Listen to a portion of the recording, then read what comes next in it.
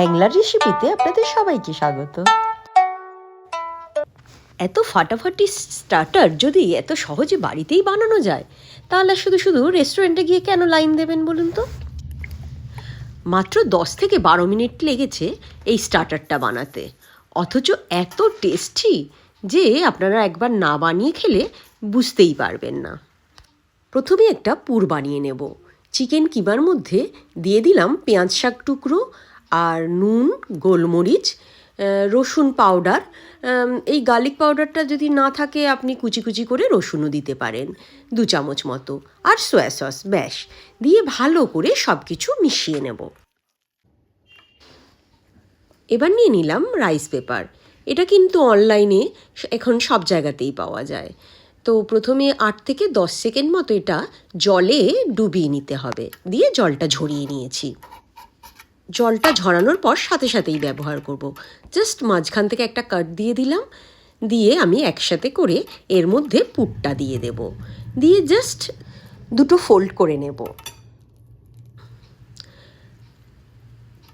আমি এখানে সিঙ্গারার মতো শেপ করেছি। এই শেপটা কিন্তু যে যার নিজের মতো দিতে পারেন, মোমোর মতোও দিতে পারেন, আবার যেমন ডাম্পলিং হয় সেরকমও দিতে পারেন। রাইস পেপারটা ভেজালেই স্টিকি হয়ে যায়, তাই এটা আটকানোর জন্য কিছুই লাগবে না, জাস্ট চিপে দিলেই হবে। একইভাবে সবগুলোই রেডি করে নিলাম।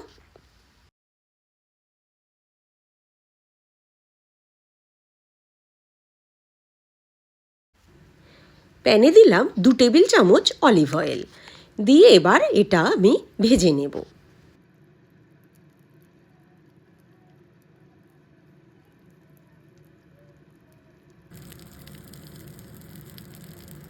খুবই হেলদি আর টেস্টি স্ন্যাক্স একটা, অথচ এত সহজেই বানানো যায়। এতে তেলও লাগে না, খুব কম লাগে। একটা পিঠ মোটামুটি 3 থেকে 4 মিনিট পর এটা উল্টে নেব, হালকা লাল হয়ে যাবে।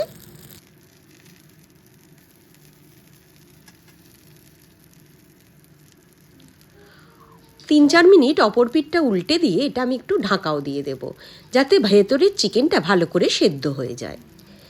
এতে ভেতরের পুরটা কিন্তু বেশ সফট আর জুসিও থাকবে, আর ওপরটা সেই রকমই একদম কুরকুরে হয়ে যাবে।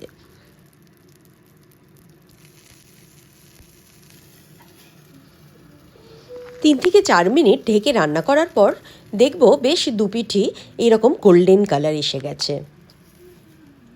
ব্যাস, এত সহজেই একটা স্ন্যাক্স রেডি হয়ে গেল। এবার এটা আপনি যে কোনো ডিপের সাথেই এনজয় করতে পারেন।